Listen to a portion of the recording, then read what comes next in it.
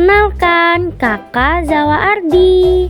Pada video kali ini, kakak akan menjelaskan sebuah materi tentang peta dan persebaran flora fauna yang ada di Indonesia. Apakah teman-teman tahu jika kalian ingin mengetahui lokasi di mana kalian berada dan jika kalian ingin mengetahui letak sebuah tempat, maka kalian bisa melihatnya melalui peta. Ya, benar. Kalian bisa melihat letak suatu tempat melalui peta loh teman-teman. Tapi, apakah kalian pernah mendengar istilah peta sebelumnya? Jika belum pernah, izinkan kakak untuk memperkenalkannya tentang peta pada kalian ya. Yuk simak video kakak. Peta dan persebaran flora fauna di Indonesia. Nah teman-teman, sebelum kakak melanjutkan pada materi, kakak akan menyampaikan tujuan pembelajaran pada materi kali ini dulu ya teman-teman. Yang pertama, kita dapat menjelaskan pengertian unsur-unsur dan jenis-jenis peta dengan benar. Yang kedua, kita dapat mengidentifikasi unsur-unsur dan jenis-jenis peta.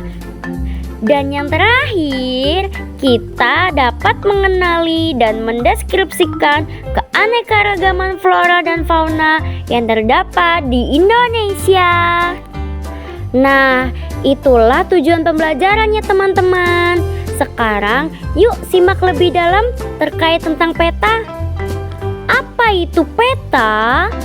Peta adalah sebuah gambaran permukaan bumi pada bidang datar yang diperkecil dengan skala tertentu. Atau lebih jelasnya, peta adalah gambar atau representasi dari suatu wilayah atau tempat yang ada di bumi. Peta membantu kita mengetahui arah seperti utara, selatan, timur, dan barat. Peta juga menunjukkan letak suatu tempat dan memberikan informasi tentang gunung, sungai, dan danau. Dengan melihat peta, kita dapat merencanakan perjalanan, memahami batas-batas wilayah, dan mengetahui berbagai tempat menarik di sekitar kita. Fungsi peta.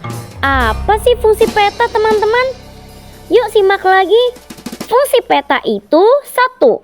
Untuk menunjukkan lokasi suatu tempat atau kenampakan alam di permukaan bumi. Kedua, memberikan gambaran mengenai luas dan bentuk kenampakan alam di permukaan bumi. Yang ketiga, menunjukkan ketinggian tempat. Yang keempat, menentukan arah dan jarak berbagai tempat. Yang kelima, menyajikan persebaran gejala sosial. Yang keenam, menyajikan perencanaan wilayah.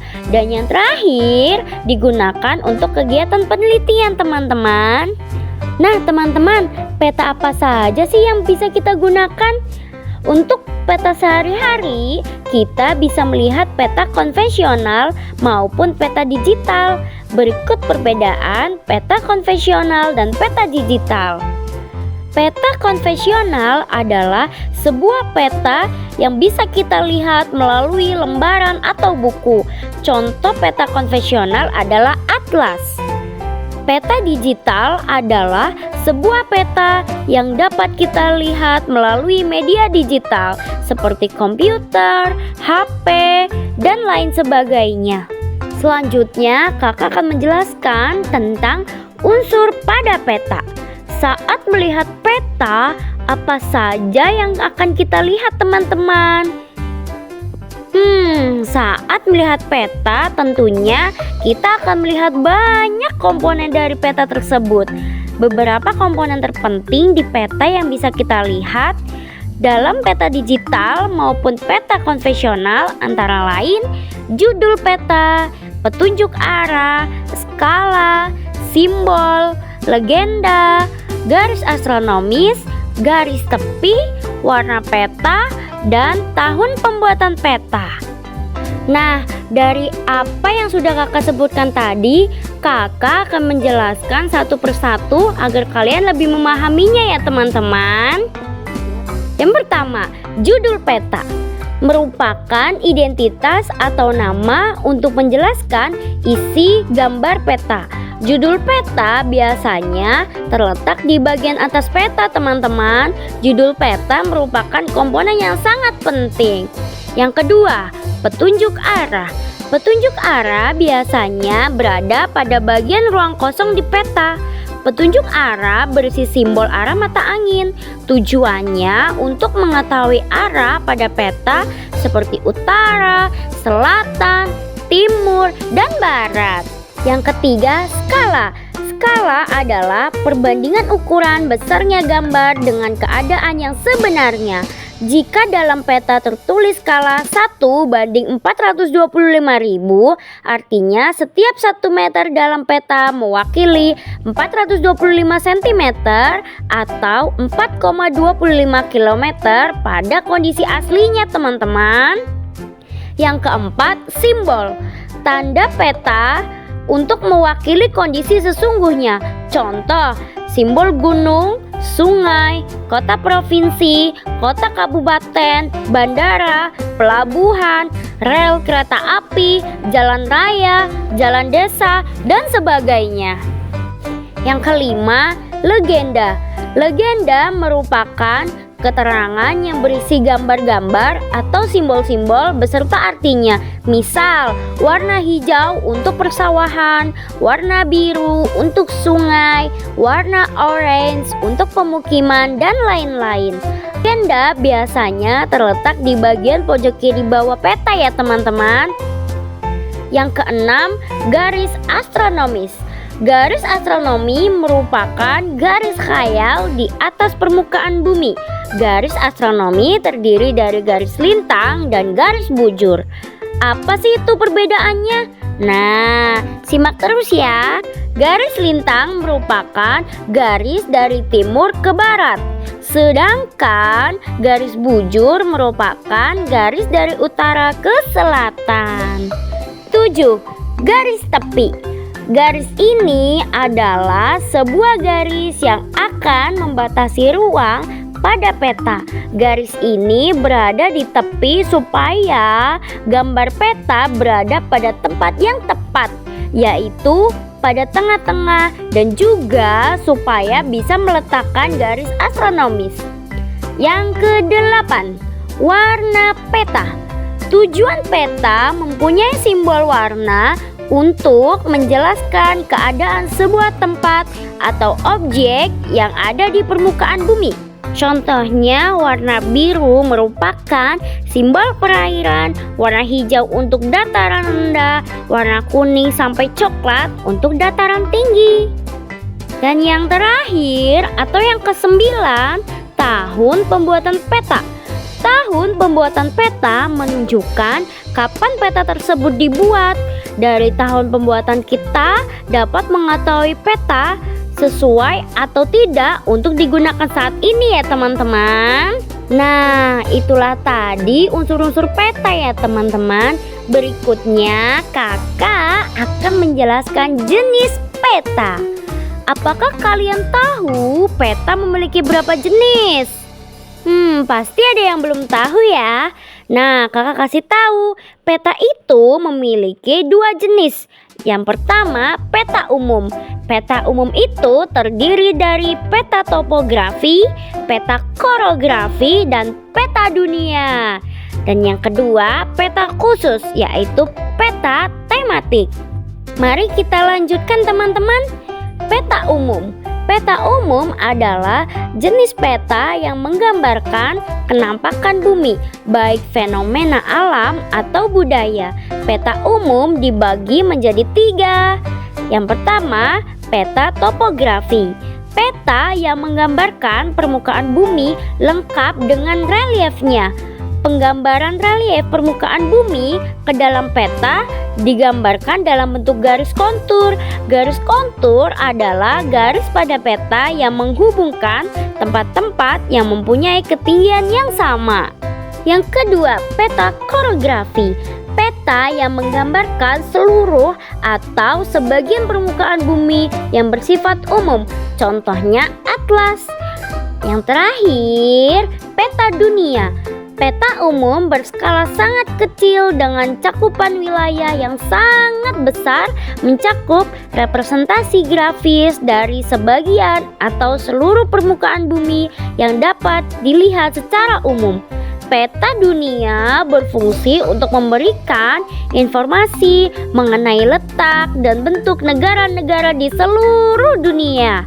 Peta ini dapat dibuat dengan berbagai proyeksi loh teman-teman, dan mencakup peta politik yang menunjukkan batas teritorial serta peta fisik yang menampilkan fitur geografi seperti pegunungan dan penggunaan tanah.